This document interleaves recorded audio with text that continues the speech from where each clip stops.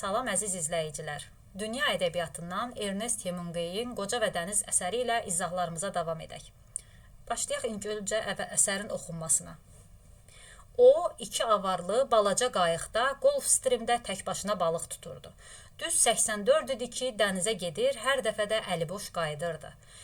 İlk 40 gün ərzində balaca oğlan da qoca ilə bərabər getmişdi. Sonra oğlanın valideynləri onu başa saldılar ki, qoca balıqçı uğursuz adamdır. O da ata-anasının təkidi ilə qocadan ayrılıb başqa qayığa getdi. Özü də birinci həftə ərzində 3 iri balıq gətirdi. Qoca balıqçının halı oğlanı yaman kədərləndirirdi. Hər gün əliboş qaydanda uşağın ona yazığı gəlirdi. O, hər axşam sahilə gedib qocaya qayıqdan şeylərini, kəndirləri, yelkən dolanmış dor ağacını və ya nizəni daşımağa kömək edirdi. Yelkən başdan başa yamaq içində idi. Dor ağacına sarınmış bu köhnə yelkən dəfələrlə məğlubiyyətlərə düçar olmuş alay bayrağına oxşayırdı. Deməli, əsərin bu hissəsindən bizə nə aydın oldu? Aydın oldu ki, artıq qoca 84 gündür ki, dənizə gedir, amma dənizdən əliboş qayıdır. Və bu 84 günün, deməli, 84 gündür gedir dənizə. İlk 40 gününü həmin uşaq da, oğlan da, balaca oğlan da Santiago ilə bərabər gedib. Amma sonra, deməli, kimin təkidi ilə? Oğlanın valideynlərinin təkidi ilə. Onlar onu başa salıblar ki, deməli, valideynlər qocanı necə adlandırıblar? Ki, qoca uğursuz adamdır. Həmin oğlan da, balaca oğlan da onların təkidi ilə balıqçıdan ayrılıb və başqa bir balıqçı ilə dənizə gedib. Və getdiyi də gündən də deyir, özü də birinci həftə ərzində, birinci gün yox, bax, özü də, deməli, birinci həftə ərzində 3 iri balıq gətirdi. Qoca balıqçının amma vəziyyəti oğlanı çox kədərləndirirdi. Yəni, o onu hər dəfə əliboş görəndə narahat olurdu, kədərlənirdi. Və sonra nə deyir? Deyir ki, ona, deməli, balıqçı balıqdan, balıq tutmaqdan qaydanda qoca ona, həmin oğlan ona yelkənləri, yelkən dolanmış dor ağacını, nizəni daşımağa, onun əşyalarını daşımağa kömək edirdi. Sonra burada maraqlı bir bənzətmə də var. Deyir, dor ağacına sarınmış köhnə yelkən dəfələrlə məğlubiyyətə düçar olmuş alay bayrağına oxşayırdı. Deməli, o yelkəni alay bayrağına oxşatdı, özü də məğlub olmuş alay bayrağına. Usanmış, yorğun qoca balıqçı çox arıq idi. Peysərini dərin qırışlar örtmüşdü. Qonur rəngə çalan yanaqlarını ləkələr bürümüşdü. Ləkələr hər iki yanağı boyu sifəti ilə üz aşağı boynuna qədər yayılırdı. Deməli, bu hissədə, bu abzasda biz qocanın xarici görkəminin müəllif tərəfindən təsvirini görürük ki, qoca balıqçı usanmış vəziyyətdə idi, yəni yorulmuş, yorğun vəziyyətdə idi, arıq bir adam idi, arıq idi, üzünü, gözünü qırışlar örtmüşdü, gözləri qonur rəngə çalan yanaqlarının deyir, ləkələr bürümüşdü, yəni dənizdə olan bir adamın sifəti necə olar, bütün onların hamısını müəllif bizə göstərir. Dənizdən ağır, nataraz balıqları dartıb çıxaranda əllərini kəndir kəsib yarıq-yarıq eləmişdi. Eyni zamanda əllərinin də təsvirini verir. Bu yarıqların heç biri təzə deyildi. Deməli, burada da müəllif toxunur ki, yəni təzə deyildi. Axı dedik ki, 84 gündür balıqçı balıq tuta bilmirdi. Hamısı da susuz səhradakı, buradakı bənzətməyə də baxın, köhnə çatlara oxşuyurdu. Özü qoca olsa da dəniz kimi mavi gözlərində gənclik ehtirası vardı. O gözlər qocanın nə qədər məğlub edilməz olduğunu göstərirdi. Deməli, qocanın özü qocaydı, amma gözlərində həyat eşqi, gənclik eşqi var idi. Santiago, oğlan qocaya hörmətlə müraciət etdi. Bundan sonra mən dənizə yenə də səninlə gedəcəyəm. Biraz pul qazanmışam. Deməli, səbəb nə göstərir? Deyir ki, bugündən sonra səninlə gedəcəm, ona görə ki, biraz pul qazanmışam. Sonra, deməli, onlar qayığı sahildə yerbəyər eləyib yoxuşla qəsəbəyə qalxdılar. Oğlan qoca balıqçını çox sevirdi. Çünki balıq tutmağın bütün sirlərini ondan öyrənmişdi. Deməli, oğlanın qoca balıqçıya olan sevgisi hansı səbəbdəndir? Balıq tutmağın bütün sirlərini ona qoca öyrətmişdi. Qoca dilləndi. Yox, bala, indiki yerin yaxşıdır, bəxtin gətirir, orada qal. Deməli, qoca nə deyir? Deyir, yerin yaxşıdır, orada qal. İndi sonra gör nə deyir? Deyir ki, uşaq deyir, oğlan deyir. Yadındadır, bir dəfə 87 gün hər səhər dənizə getdik. Bir dənə də balıq tuta bilmədik. Sonra 3 həftə gündə iri bir balıqla sahilə qayıtdıq. Deməli, bu qocanın ilk uğursuzluğu deyil. Bundan əvvəl bir dəfə də, hələ bundan çox, yəni indi 84 gün idi balıq tutmurdu. Əvvəl isə 87 gün gediblər balıq ovuna, amma balıq tuta bilməyiblər. Amma sonraki 3 həftə ərzində, yenə gün yox, 3 həftə ərzində, deməli, gündə iri bir balıqla sahilə qayıtdıq. Yəni, Yadımdadır. Qoca onun sözünü təsdiqlədi. Bilirəm ki, yanımdan öz xoşunla getməmsən, mənə inanırsan, amma öz yerində qalsan yaxşıdır. İndi oğlan özünü müdafiə eləyir də vəziyyətini. Deyir, məni atam məcbur etdi deyə oğlan özünü təmizə çıxartmağa çalışdı. Mən uşağam, atama qulaq asmalıyam. Doğrudur, qoca dilləndi. Sən yaxşı eləmsən. Başqa cür ola da bilməzdi. İndi oğlan görün nə deyir? Deyir, atam nədənsə sizin bəxtinizə inanmır. Amma biz inanırıq, eləmi? Əlbəttə. Oğlan onun sözünü təsdiqlədi. Terrasa gedib biraz pivə içək. Şeyləri nə vaxt istəsəniz evə apararıq. Pivə pulunu mən verəcəyəm. Deməli, təklif eləyən kim oldu? Oğlan oldu. Gedək terrasa, deyir, biraz pivə içək və pulu da, deyir, mən verəcəm. Lap yaxşı, niyə də içməyək, deyə qoca razılaşdı. Balıqçı balıqçını qonaq edər də. Onlar terras restoranına gəlib oturdular. Orada çoxlu balıqçı vardı. Qocanı görəndə gülə-gülə zarafata başladılar. Qoca isə zarafatdan incimirdi. Deməli, başladılar oradakı balıqçılar qoca ilə zarafat eləməyə. Amma qoca zarafatdan incimirdi. İndi görün nə deyir. Deyir, yaşlı balıqçılar onun halına acıyır. Ancaq bunu biruzə vermirdilər. Deməli, yaşlılar qocanın bu vəziyyətinə, balıq tuta bilməməsinə acıyırdılar, amma onu biruzə vermirdilər. Və onlar qocaya hörmət edirdilər. Balıqçılar tilovu dalğaların axınından, nə qədər dərinə atmaqlarından, gözəl havadan, dənizdə görüb eşitdiklərindən danışırdılar. Bugün balıq ovunda bəxti gətirənlərin hamısı buradaydı. İndi burada fikir verin, yəni bugün balıq ovunda bəxti gətirənlərin hamısı buradaydı. Amma indi bax, qoca bəxti gətirməyib, amma yenə o da terras restoranına gedib. Onlar içini çıxarıb təmizləyəndən sonra balıqları bir-birinə bərkidilmiş qoşa taxtaların üstünə köndələn düzmüşdülər. Balıqları ambarda soyuducuya doldurub Havana bazarına aparacaqdılar. Köpək balığı tutmuş balıqçılar ovlarını limanın o biri başındakı balıq zavoduna təhvil vermişdilər. Orada balıqları tirdən asıb, üzgəçlərini kəsmiş, qara ciyərlərini çıxarmış, dərilərini soymuşdular. Duza qoymaq üçün onları uzununa nazik-nazik yarmışdılar. Külək şərqdən əsəndə balıq zavodundan üfunət iyi gəlirdi. Bugün külək səmtini dəyişmişdi, şimaldan əsirdi. Sonra tamam kəsdi, qoxu da azaldı. Günün altında terrasda oturmaq adamın xoşuna gəlirdi. Oğlan dedi, deməli, Santiago, hə, nə olub? Qoca pivə stəkanını əlində tutub dərin fikrə dalmışdı. Keçmişləri yadına salırdı. Deməli, qoca keçmişlərini yadına salırdı. İcazə ver, gedim sənin üçün sabaha bir neçə sardina tutum. Yox, lazım deyil. Sən get beysbol oyna. Mən hələ özüm əvar çəkə bilirəm. Toru isə Rogelio atar. Yox, gedəcəyəm. Madam ki, səninlə balığa gedə bilmirəm, qoy başqa işlərdə sənə kömək edim.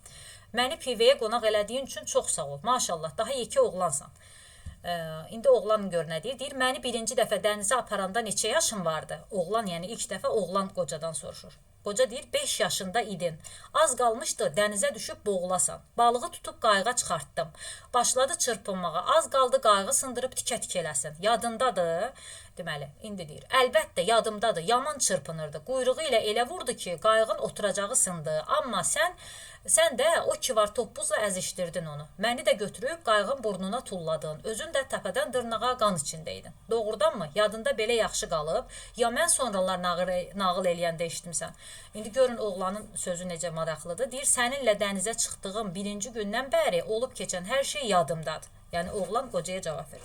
Qoca balıqçı günün altında qalmaqdan qan çəkmiş gözləri ilə oğlanı oxşadı. Onun baxışlarından etibar, məhəbbət yağırdı. Yəni burada bu dialoqda biz oğlanla qocanın, yəni birinci oğlan başladı söhbətə, nə vaxt balıq tutmağa nə vaxt getdiyini qocadan soruşdu. Qoca dedi 5 yaşındaydı, yəni baş verən bir hadisəni danışdı və gördü ki, yəni əsas hadisələri danışan deməli birinci qoca dedi ki, yəni bir balıq tutduq, balığı qayığa qoyduq, nə bunları danışır. Amma sonra oğlan elə bil ki, o yaşadığı hadisələri də oğlan da unutmadığını burada görürük biz. Biraz susandan sonra səsində mehribanlıq duyulan qoca astadan dedi. Doğma oğlum olsaydın, heç nəyə fikir verməyib riskə gedər, yəni səni özümlə dənizə aparardım. Qoca təəssüfləndi. Heyf ki, başqasının oğlusan. Özün də uğurlu qayığa düşmüsən. Deməli, qoca nəyə təəssüfləndi? Oğlanın öz oğlu olmadığına. Sardina tutmağa icazə vermirsən, tilovu taxılası yemin də yerini bilirəm. 4 dənəsi bəsimdir. Səhər apardığım yem necə var idi, elə də qalır. Qutuda duzun içinə qoymuşam. Deməli, qoca deyir. Qoy gedim 4 dənə təzəsini gətirim. Onda 1 dənə gətir. Qoca razılaşdı. Oğlan israrla dedi. İcazə ver, 2 dənə gətirim. Yaxşı, 2 dənə gətir. Qoy sən deyən olsun. Qoca onun xətrinə dəymək istəmədi. Sonra ehtiyatla soruşdu. Olmaya balıq yemini uğurlamısan? Oğlan deyir, yox, pulla almışam. Girmə keçsəydi əlbəttə çırpışdırardı. Qonaqlıq üçün sağ ol, qoca təşəkkür etdi. O çox sadə, başı aşağı, təmiz ürəkli, həm də təvazökar adam idi. Hiylənin, kələyin nə olduğunu bilməzdi. Bu da onun hörmətini daha da artırırdı. Deməli, biz əsərin əvvəlində gördük ki, qocanın xarici görünüşünün, görkəminin təsviri verildi. Burada isə qocanın xarakterinin, müəllif necə bir insan olduğunu bizə çatdırdı. Baş aşağı, sadə, təmiz ürəkli, təvazökar adam idi. Yəni, ona görə də qocanın hörməti daha çox idi. Qoca dedi, ləpə elə belə qalsa pis olmaz, sabah hava yaxşıdır. Sabah balığa hara gedəcəksən? Bu nədir? Deyir, sabah fikrim uzaqlara getməkdir. Dan sökülməmiş dənizə çıxacağam. Belə etsəm, külək səmtini dəyişəndə geri qayıda bilərəm.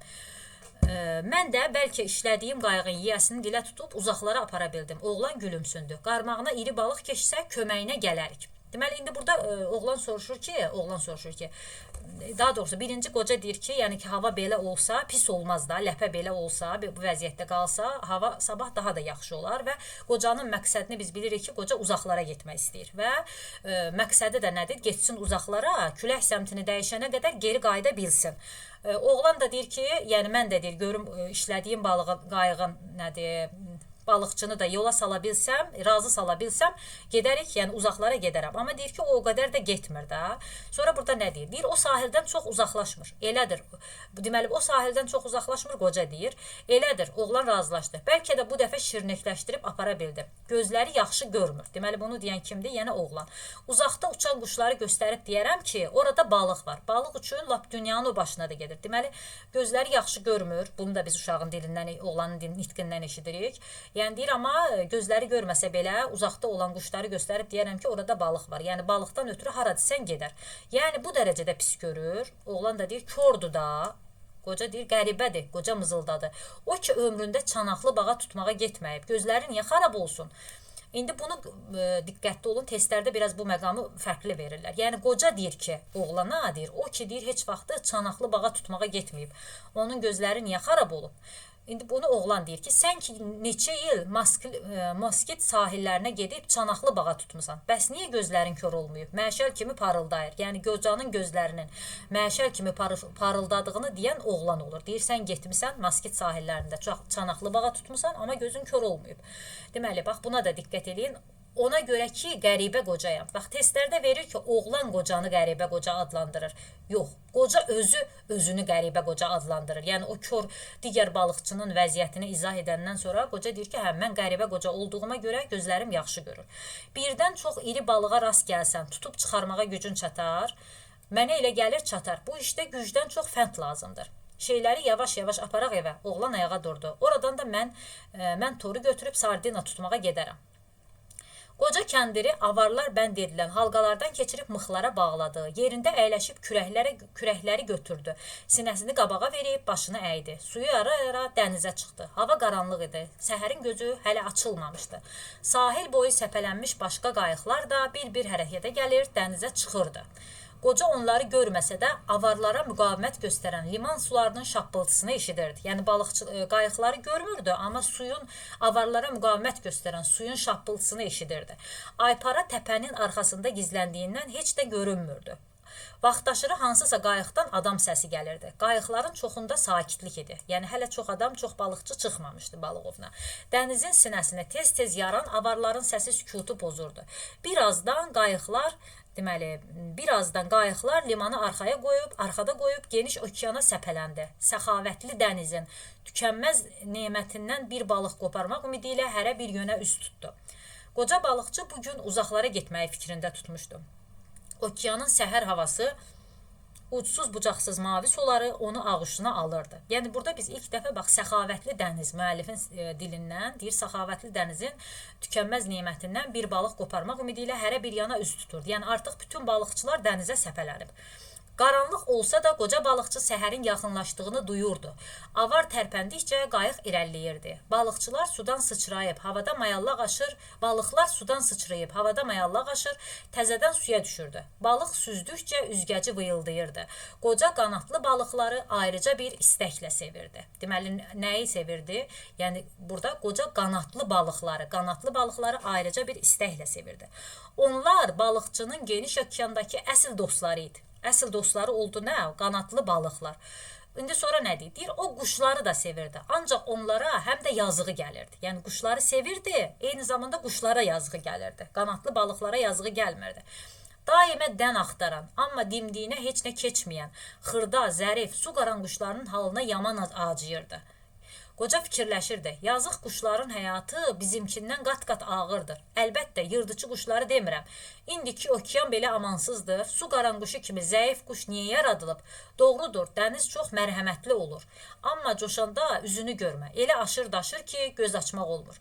Yem axtaran bu yazıq quş dəhşətli fırtınalarda dənizə baş vurmalı olur. Dimdiyinə keçən xırda balığı dalğaların əlindən alır. Bir şey çıxmayanda civildəşə-civildəşə fəryad qoparır. Elə bir şikayətlənib dərdləşir. Bu cılız məxluq hüdudsuz okeanın əzəməti qarşısında heç nədir. Deməli, burada biz nəyi gördük? Gördük ki, yəni qoca artıq balığa çıxıb, dənizə, okeana çıxıb və burada bir dedi ki, qanadlı balıqları sevirdi. Qanadlı balıqları sevirdi. Onun əsl dostları qanadlı balıqlar idi. Amma deyir, sonra deyir ki, quşları da sevirdi. Amma quşlara yazığı gəldiyini deyir müəllif. Yəni onlar da, yəni bu amansız okeanda yem tapmaq üçün çırpışması, vuruşmasından söhbət gedir. Sonra deyir ki, nədən danışır? Davam eləyək. Qoca dənizi ürəkdən sevirdi.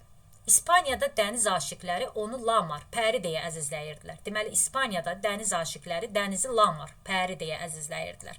Arabir acıqları tutanda pisləsələr də çox hörmətlə yad edirdilər. Yəni, pisləyirdilər, amma hörmətlə yad edirdilər. Köpək balığının qara ciyəri tapılmayanda çoxlu pul qazanmaq üçün motorlu qayıqda balıq tutmağa gedən cavanlar dənizə rəqib kimi baxırdılar. Bax, bu cümləyə diqqət eləyin. Deməli, cavanlar nədir? Dənizə rəqib kimi baxırdılar. Hansı cavanlar? Köpək balığının qara ciyəri tapılmayanda çoxlu pul qazanmaq üçün motorlu qayıqla balıq tutmağa gedənlər. Onlar lazım olmadı, dənizi lənətləyirdilər. Qoca üçünsə dəniz hər şeydi, onun həyatı idi. Qoca dənizə ilahə kimi baxırdı. Bax, burada da diqqət eləyin. Yəni, dənizi ürəkdən sevirdi. İspaniyadakı aşiqlər dənizi Lamar adlandırırdılar, pəri adlandırırdılar. Amma qoca dənizə ilahə kimi baxırdı. Bu ilahə insan oğluna nələr vermir? O nə qədər səxavətli, nə qədər lütfkardır. Dəniz qəzəblənib qocanı incidəndə, üz döndərib heç nə verməyəndə belə balıqçı ondan şikayətlənmirdi. Yəni, burada biz görürük ki, heç bir vəziyyətdə qoca dənizdən şikayətlənmir. Nə eləmək olar? Dənizin təbiəti belədir. Dan söküləndə qoca qarmaqlara yem keçirib tilovları suya saldı. Ləpə qayığı aparırdı. Tilovlardan birincisi 40, ikincisi 75, üçüncüsü 100, dördüncüsü isə 125 dəniz sajeni dərinliyinə düşdü. Qoca qarmaqlara cərgəli, sardina taxmışdı. Hamısının da gözlərini qarmağa keçirmişdi. Beləliklə qarmaqlar yarım dairə yem çələngi əmələ gətirirdi. Bu da dənizdəki balıqları şirnikdirib aldadacaqdı. İri balıqlar da yemə yaxınlaşmaqdan qorxmayacaqdı. Çünki qarmağın hər iki tərəfində eyni dadı, eyni ləzzəti doyacaqdı. Oğlanın verdiyi bir cüt təzə tunes balığını, deməli oğlanın verdiyi balığın adı nədir? Tunes balığını. Qoca ən dərinə atdığı tilovlara keçirmişdi. O biri iki tilovdan birinə isə adi skumbriya, o birinə isə sarı ümrin balığı taxmışdı. Ötən dəfə bunlardan istifadə etməyinə baxmayaraq yemlər yaxşı qalmışdı. Ona görə ki, balıq tuta bilməmişdi. Əla növ sardinanın iyi balıqları çəkib qarmağa keçirəcəkdi. Qələm yoğunluğunda yaşıl elastik çubuqlar kəndirə bağlanmışdı. Balıq qarmağa toxunan kimi çubuq suya əyiləcəkdi. Kəndirə hər biri 2 dəniz sajeni uzunluğunda ip də bağlanmışdı. Bu iplərin də ucuna ehtiyat üçün başqa ip düyünlənmişdi. Bu da qarmağı udası balığa 300 dəniz sajeni qədər məsafədə sərbəst üzmə imkanı verəcəkdi. Yəni, burada qocanın biz ehtiyat tədbirləri, yəni balıq tutmaq üçün hansı tədbirləri görüb, bax, bunun şahidi oluruq. Müəllif tərəfindən bizə verilir. 2 saat idi ki, günəş doğmuşdu. Artıq gün çıxıb. İndi qoca gün doğana baxanda günəşin tellərini güzgüləndirən dəniz gözlərini o qədər də qamaşdırmırdı. Göz işləyən yerdə yalnız 3 qayıq vardı. Onlar da zorla seçilirdi. Elə bir sahildən qopmamışdılar. Yəni, qoca gör dənizdən nə qədər uzaqlaşıb ki, sahildən nə qədər uzaqlaşıb ki, yəni yaxın yörəsində qayıqlar yoxdur. 3 qayıq var, onlar da deyir, qocadan xeyli uzaqdadır. Qoca fikirləşdi, lap uşaqlıqdan gün gözümü qamaşdırır. Amma gözlərim hələ ki yaxşı yaxşı görür. Xarab olmayıb. Gün batanda düz ortasına baxıram. Gözlərinə qaranlıq çöhmür.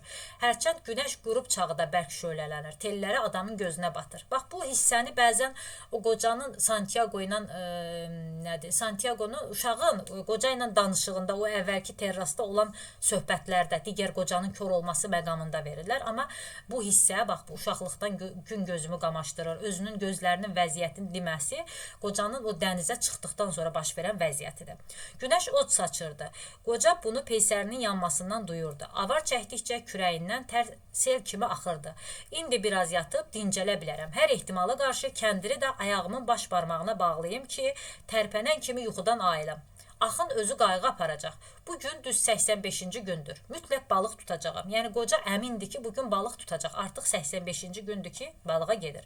Bu vaxt qələmvari yaşıl çubuqlardan biri suya əyildi. Bax belə, mən istəyən də elə budur. Qoca kürəkləri ehmalca sudan çıxartdı, əyilib kəndiri qaldırdı. Sağ əlinin baş barmağı ilə şəhadət barmağı arasında saxladı. Nə gərginlik, nə ağırlıq duydu. Kəndiri boş tutmuşdu. Birdən kəndir dartıldı, hərəkət yavaş və yüngül idi. Qoca bunun nə olduğunu dərhal başa düşdü. Marlen balığı 100 dəniz sajeni dərinliyində çəngəlin ucuna keçirilmiş sardinaları yeyirdi. Deməli, marlen balığı, qocanın tutduğu balığın adı. Artıq ilk marlen balığı ilə tanışlıq buradan başlayır. Qoca sağ əlində boş tutduğu kəndiri sol əli ilə ehtiyatla tilov ağacından açdı. İndi o balığa heç nə sezdirmədən kəndiri suya istədiyi qədər buraxa bilərdi. İlin bu fəslində sahildən bu qədər uzaqda balaca balıq olmaz. Yəqin ki, bu çox yekə balıqdır. Ye balığım, ye sardinanı. Yaxşı ye. Yem təzədir. 600 fut dərinlikdə yəqin yerin çox soyuqdur. Üşüyürsən. Qaranlıq, üstəlik də soyuq. İndi o qaranlıqda bir dəfə çevril, sonra əvvəlki vəziyyətini al, yenə ye. Yəni qocanın balıqla danışığını görürük. Biz də öz xəyallarında danışır. Kəndir yavaşca tərpəndi. Sonra bərk dartıldı. Görünür balıq sardinaları qarmaqdan qopara bilmirdi. Sonra heç nə baş vermədi. Qoca səsləndi. Gəl görüm. Bir də yaxşı iyilə. Qoy ləzzətli iyi səni məst eləsin. İştahla ye.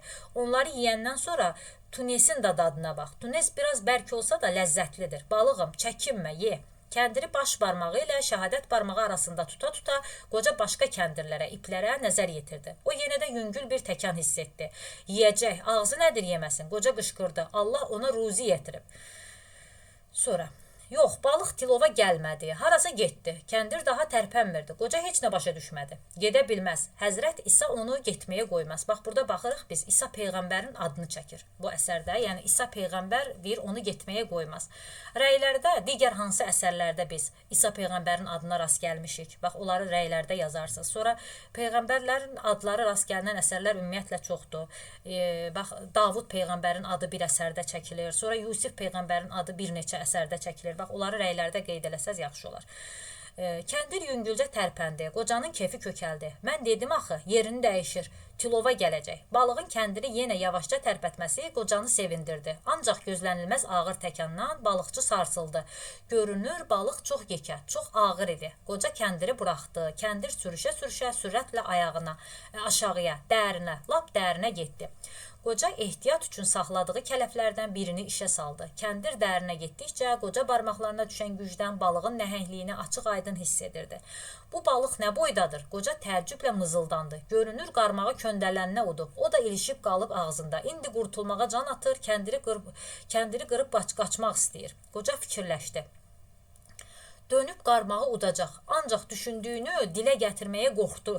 Ona elə gəlirdi ki, arzu dilə düşəndə baş tutmur. Arzu dilə düşəndə baş tutmur. Deməli, qarmağa keçən balığın çox yekə olduğunu qoca hiss edirdi, anlayırdı. Bu dəqiqə balığın ağzına keçmiş qarmağı da, qarmağa sancılı tunesi də götürüb dənizin dərin qaranlıqlarına necə can attığını aydın təsəvvür edirdi.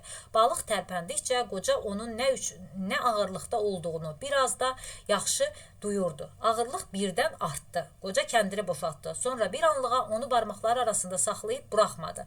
Ağırlıq və gərginlik yenə artdı. Kəndir aşağı dartınırdı. Əməlli başlı tutdu, deyə qoca rahatlandı. Deməli, Sonra kəndiri dənizə buraxa-buraxa sol əli ilə 2 kələfin kəndirini açıb, ikinci çəngəlin ehtiyat kələfinə caladı. İndi o nəhəng balıqla vuruşmağa hazır idi. Dənizə buraxdığından başqa hər biri 40 sajen uzunluğunda 3 ehtiyat kələfi də vardı. Qoca, yəni ehtiyatlı qocadır. Biraz da ud görək deyə xəyalən balıqla danışırdı. Yaxşı ud. Elə ud ki, qarmağın ucları gedib düz ürəyinin başına batsın. Sonra da suyun üzünə çıx ki, nizəni böyrünə sancım. Oldu, hazırsanmı? Çox yeyəcəksən? Daha bəsdir, qoca qışqırdı. Kəndiri 2.50 var gücü ilə özünə tərəf dartıb bir qədərini geri yığdı. Sonra ipi bir neçə dəfə tərpətdi. Qocanın bütün səyləri boşa çıxırdı. Balıq baş götürüb üzdükcə qayıqdan uzaqlaşırdı. Qoca isə onu bir düymə belə qaytara bilmirdi. Balıqçının kəndirləri çox möhkəm idi. Yəni kəndirlər möhkəm idi. Köhnə olsalar da möhkəm idi. O bunları iri, güclü balıq üçün hazırlamışdı. Kəndiri kürəyinə aşırıb tarıma çəkdi. Ətrafa su damcıları səpələndi. Qoca taxta oturacağa çöküb bədənini dala verdi. Bütün gücünü topladı. Qayıq yavaş-yavaş şimal-qərbə yön alırdı. Balıq durmadan üzür, qayıq da sakit dənizin sinəsi ilə balıq gedən səmtə gedirdi. Deməli, balıq üzür, qayığı da öz səmtinə aparırdı. Qarmağına yem taxılmış o biri tilovlar da suda idi. Hələlik qocanın əlindən heç nə gəlmirdi. Gecə yarısı 2 dəniz donuzu mayallaq vura-vura qayığın böyür başında üzürdü. Qoca onların səsini eşidirdi. Erkək donuz bərkdən dişisi ilə astadan fısıldayırdı. Yəni burada donuzların hərəkətləri deyil. Erkək donuz bərkdən, dişisi isə astadan fısıldayırdı. Qoca dedi, yaxşı heyvanlardır. Oynayırlar, zarafat eləyirlər. Qanatlı balıqlar kimi bunlar da biz insanlara yaxındır. Deməli, qanatlı balıqların adını əvvəldə çəkdik. Dedik, qanatlı balıqları qoca çox sevirdi. Burada qanatlı balıqlar kimi deyir, bu dəniz donuzları da insanlara yaxındır. Qocanın tilova düşən iri balığa yazığı gəldi. Düşündü, balıq deyil, xalis möcüzədir. Görəsən nə yaşdadır? Ömründə belə güclü balıq tutmamışam. Başıma belə oyun açanı olmayıb.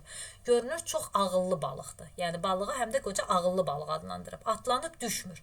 Kəndiri dartsa, ya hoppansa bir anda məni məhv edər. Ola bilsin, qoca ilə təkbətək vuruşduğunu bilmir. Çox iri balıqdır. Görəsən əti dadlı olsa bazarda nə qədər pul çıxarar? Yəni qoca balığın satış dəyərini, satış qiymətini də öz-özünə, öz xəyalında düşünür. Yəni amma belə bir şey də deyir ki, əti dadlı olsa, görək bazarda nə qədər pul çıxarar? Yemi götürməyindən bildim ki, erkəkdir. Gör balıq barədə nə qədər qocanın belə deyək də təsəvvürü var, fikirləri var ki, yəni yemi götürməyindən bildim ki, erkəkdir. Özünü lap kişi kimi aparır. Heç nədən qorxub eləmir. Görəsən nə elədiyimi bilirmi? Yoxsa o da mənim kimi bəxtinin izinə düşüb hara gəldi gedir. Yəni qoca balığı da özünə bənzədir burada. Özü ilə müqayisə edir ki, yəni o da mənim kimi bəxtinin izinə düşür gedir. Burada biz qoca ilə balığın şəklini görürük. Sonra deyir, balıq insanın hər cür kələyindən, hiləsindən, qurduğu tələdən uzaqda okeanın dərin yerində yaşamaq istəyirdi. Mən isə onu üzə çıxartdım. İnsan nəfəsi dəyməyən bir yerdə indi bir-birimizə bağlanmışıq. Bir-birimizdən ayrılmazıq. Aramızdakı yaxınlıq günortadan başlanıb. İndi mənə də, ona da heç kim kömək edə bilməz. Balıq yavaş-yavaş dövrə vurur, qayığa yaxınlaşırdı. O gözəlliyi, görkəmi ilə qocanı heyran qoymuşdu. Qoca nizəni qapıb, bütün gücü ilə balığın döş üzgəcinin altına sapladı. Balıq yerindən tərpənmədi. Qoca balığı 3 yerindən, burnundan, ortasından, bir də quyruğundan qayığa möhkəm bənd etdi. Balıq o qədər iri idi ki, elə bil qayığın özünü gəminin böyrünə qoşmuşlar. Yəni, belə deyək də, balığı gəmiyə bənzədir. Öz qayığını da, belə deyək də, onun böyrünə qoşulmuş kimi təsəvvür eləyir. İndi balıq əlinin altındaydı. Əlləri də, beli də bərk ağrıyırdı. Bunlar da yuxu deyil, həqiqət idi. Əllərim tez sağalacaq, qoca özünə təsəlli verdi. Yaralarımdan çox qan axıb, ona görə də qanım zəhərlənməz. Şor su yaranı tez sağaldar. Bizim körfəzin lehməli suyu dünyada yaranın birinci məlhəmidir. Bu saat çalışmalıyam ki, huşumu itirməyim. Əllərim də işini yaxşı görsün. Sonra, hələlik pis üzmürük. Balığın ağzı bağlıdır, quyruğu da yaxşı durur. Gah qalxır, gah suya düşür. Doğmaca qardaş kimi yanaşı üzürük. Birdən başı gicəlləndi, düşündü. Görəsən, indi kim aparır? Mən onu, ya o məni? Onu qayığa yükləyib aparsaydım, bu sual ortaya çıxmazdı. Amma indi yanaşı üzürük. Bir-birimizə də möhkəm bağlıyıq. Ne eləmək? Balıq məni aparır, qoy aparsın. Əslində isə mən ona hiylə qurdum. Yazıq balığın fikrindən də keçirmirdi ki, mənə pislik eləsin. Onlar tələsmədən rahat-rahat üzürdülər. Qoca əllərini növbə ilə dənizə salıb, şor suda saxlayırdı ki, yaraları tez sağalsın, həm də başı gicəllənməsin. Deməli, yaraları sağalsın, başı gicəllənməsin. Göydə topa-topa bulud süzürdü. Qoca göyə baxanda küləyin bütün gecə əsəcəyini anladı. Yəni, küləyin göyə baxdı, göydən küləyin bütün gecə əsəcəyini anladı, başa düşdü. Balıqdan bir an belə gözünü çəkmirdi. Baxdıqca baxıb özünü inandırmağa çalışırdı ki, gördüyü yuxu gerçəkdir. Yola düşəndən bir saat sonra bir köpək balığı özünü onlara yetirdi. Yırtıcı elə belə gəlməmişdi. Köpək balığı özünü qayığın quyruğuna yetirib həmləyə keçdi. Deməli, ilk köpək balığı qayığın quyruğuna yetirdi özünü və oradan həmləyə keçdi. Qoca onun cəhənnəm qapısı kimi geniş açılmış ağzını, dəhşət saçan gözlərini gördü. Köpək balığı nəhəng balığın quyruğundan iri bir parça qopardı. Hələ ki, quyruğundan qopardı. Alt çənə üst çənəyə dəyəndə dişlər elə şaqqıldadı ki, qoca diksindi. Köpək balığının əvvəl başı, sonra da beli sudan çıxdı. Yırtıcı ikinci həmləyə keçdi. Dişlərinin şaqqıltısı yenə eşidildi. Qoca o dəqiqə nizəni onun təpəsinə, gözlərini birləşdirən xətlə burnundan başına qalxan xəttin kəsişdiyi yerə sapladı. Əslində xət filan yox idi. Abi rəngli, kələ-kötür, yekə kəllə, geniş açılmış iri yırtıcı gözlər. Bir də hər şeyi parçalamağa hazır şaqqıldayan çənə vardı. Zərbə endirilən yerdə köpək balığının beyni yerləşirdi. Ona görə də qoca nizəni qanı axan əlində bərk-bərk tutub düz oranı nişan almışdı. O bu zərbəni heç nəyə ümid bağlamadan, amma coşqun bir qətiyyətlə, qəzəblə, tükənməz nifrətlə vurmuşdu. Çünki qocanın balığını zədələmişdi bu köpək balığı. Qoca didilib eybəcərləşmiş balığına daha baxa bilmirdi. Deməli, bura qədər olan hissədə biz gördük ki, qoca balığa baxmaqdan doymurdu. Artıq köpək balığı onun quyruğunu zədələyəndən sonra balığa baxa bilmir. Köpək balığı nəhəng balıqdan bir parça qoparanda qocaya elə gəlmişdir ki, yırtıcı onun özünün ətini yeyir. Balığıma göz dikəni, bax belə öldürərəm. Qoca qürrələndi. Ömrümdə birinci dəfədir belə yekədişə rast gəlirəm. Doğrudur, bu yaşa çatanacan çoxunu görmüşəm, amma belə nəhəngi qarşıma çıxmayıb. Deməli, işim çox yaxşı gedirdi, heyif. Söz yox, bu gediş uzun sürə bilməzdi. Bütün bunların yuxu olmasını elə istərdim ki, deməli, qoca istəyir ki, evində olsun. Bunların yuxu olmasını istəmirəm, deyir. Kaş mən bu azman balığı tutmamış olaydım. İndi kaş çarpayımın üstündə qəzet salıb uzanmış olardım. Yəni, qoca artıq elə bil ki, gələn təhlükəni hiss edir. Yəni, deyir, kaş bunu tutmamış olardım, bütün bunlar yuxu olardı. Bərkdən dedi, İnsan övladı məğlubiyyət üçün yaranmayıb. Onu məhv etmək olar, məğlub etmək olmaz. Bax, bunu da yadımızda saxlayaq. Bunu deməli, ilk köpək balığı ilə qarşılaşmadan sonra deyir. Tamam məğlub olandan sonra demir. Yəni, deyir ki, insan övladı məğlubiyyət üçün yaranmayıb, onu məhv etmək olar, məğlub etmək olmaz. Bu əsərin əsas ideyası, ana xətti də elə bu cümlələrdir.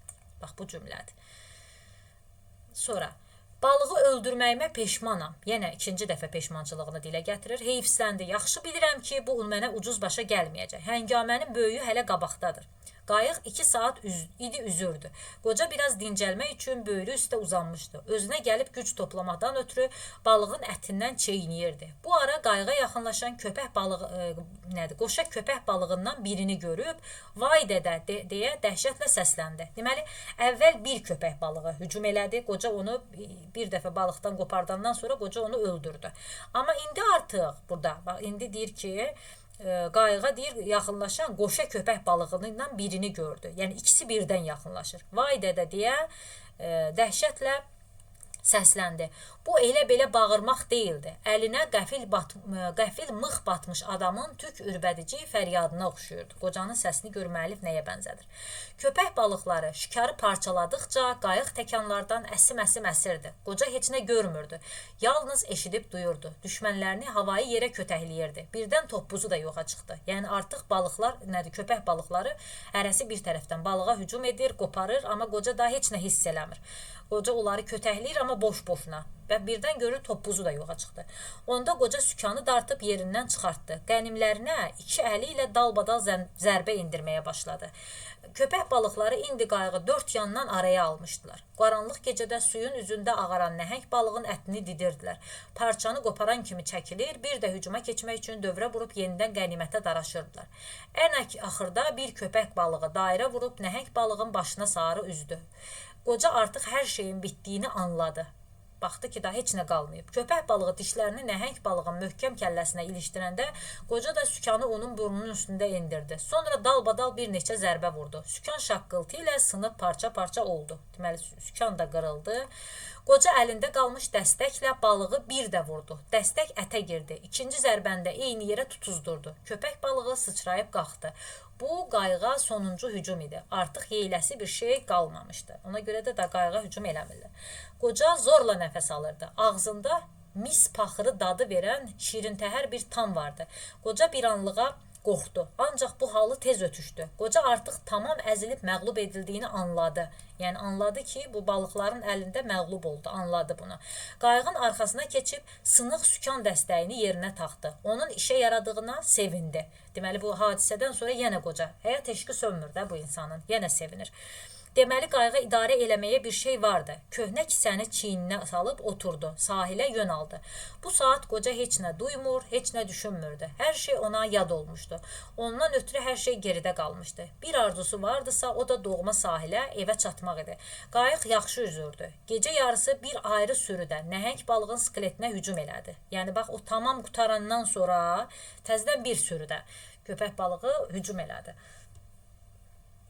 Ac qarınqulular daraşıb əvvəlkilərinin qabağından qalma sümüyü gəmirirdi. Qoca onları daha vecinə almırdı, qayığını sürürdü. Özü də qayığı da nəhəng balığın ağır yükündən qurtulmuşdu. Gözəl qayıqdır, deyə özünə təsəlli verdi. Möhkəmdir, sınıb eləməyib, bircə sükanı işdən çıxıb.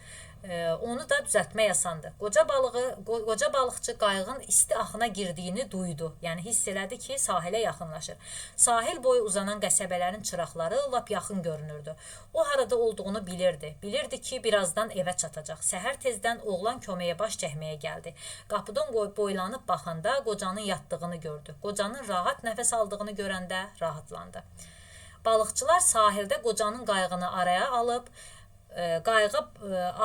qayığa bağlı nəhəng balıq skeletinin tamaşasına durmuşdular. Bir balıqçı çırmanıb suya girmişdi. Əlindəki iplə balığın boyunu ölçürdü. Deməli, burada nədir? Əsərin sonunda yenə gördük ki, balıqçılar, birinci, deməli, o balıqçılar orada o balıq skeletinə tamaşa eləyirlər. Oğlan da gəlir qocanın yanına və görür ki, qoca yerində yatıb və ondan sonra oğlan, belə deyək də, rahatlanır və qoca oyanana qədər də oğlan onun yanından getmir. Bizə baxaq görək burada nə yazır əsərin təhlili ilə bağlı. Oxuduq əsəri, gördük ki, əsər epik növdədir. Povest janrında olan bir əsərdən parçadır, yəni povestdir, Qoca və Dəniz. Əsərin əsas ideyası nədir? İnsan övladı məğlubiyyət üçün yaranmayıb. Məqsədə iradənin gücü ilə çatmaq mümkündür. Yəni, əsərin əsas ideyası budur. Əsər həm müəllifin yaradıcılığında, həm də dünya ədəbiyyatında ən yaxşı əsərlərdən sayılır. Bir müddət Kuba sahillərində yaşayan, tez-tez balıq ovuna gedən yazıçının canlı müşahidələri nəticəsində yaranan əsər həyat hadisələrini, insanların qəlb dünyasını heyrətamiz reallıqla əks etdirən misilsiz sənət nümunəsidir. İnsan taleyi və həyatının mənası ilə bağlı mühüm suallar üzərində düşünməyə sövq edən əsər təkrarsız gözəlliyi ilə oxucunu heyran edir. Əsərdə həyatın mənası haqqında fəlsəfi fikirlər yürüdülür.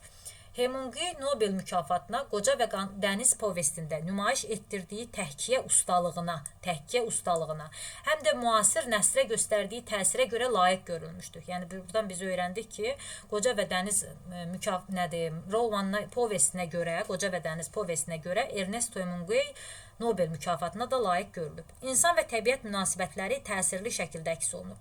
Deməli, baxaq görək hansı obrazlar var. Santiago, həyatda kasıb daxması, sınıq salxaq qayığı, bir neçə tilovu, yamaqlı balıqçı torundan başqa heç nəyi olmayan qoca, əsərin qəhrəmanı, zəngi, mənəviyyat, böyük iradə, tükənməz güc qüdrət sahibidir.